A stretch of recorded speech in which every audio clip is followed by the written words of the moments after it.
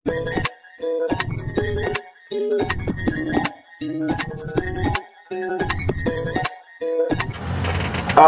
yo, what's up mga kaibigan? Nagbabalik muli Edward Blackboard TV. So, sa ngayon nandito na tayo sa ating harapan ng ating monitor. So, ipapakita ko sa inyo kung paano natin ginagawa yung out to blend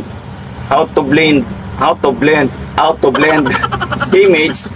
Kung pag-iisay mo sila na magkaibang uri na magiging realistic siya, no? Ito ay napakadali lang po, no? Gamit lang po natin ang ating Photoshop mga kaibigan. So, let's go! Simulan na natin ang gawa nito sa Photoshop, no? Auto blend ng dalawang image. So let's go, punta na tayo sa ating monitor. So yan mga kaibigan, so open tayo ng ating Photoshop. So meron na akong design dito mga kaibigan. So ipapakita ko sa inyo kung paano natin siya gagawing auto blend ang dalawang image po, no? So simulan na natin. So ito po yung isang image natin na idadrag ko doon papunta doon sa dating image niya, doon sa isa. So pag-iisay lang natin siya, no? So yan mga kaibigan, no? Ito yung isang image natin, pinagsasama lang natin, ano? So yan, isa-isa lang natin mga kaibigan.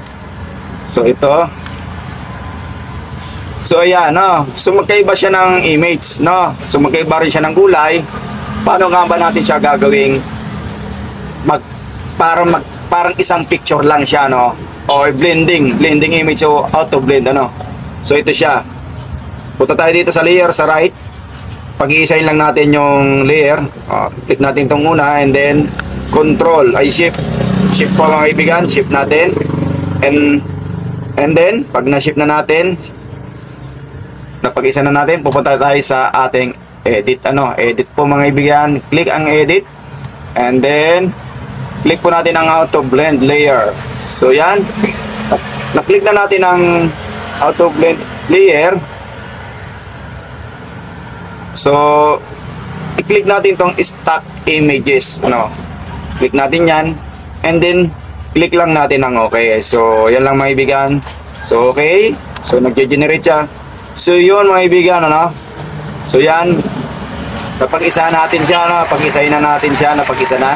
So naka-blend na yung kulay niya doon sa isang picture. So halos parang iisa lang siya, napag-isa natin siya, So ganun lang po ang pag-auto blend image po ng dalawang picture, napag-isa natin siya.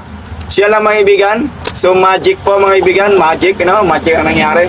So easy lang po yan, sundan nyo lang step by step, napakasimple lang po yan. So yan mga kaibigan, kung nagustuhan niya aking video na mixing tutorial, right, huwag kalimutan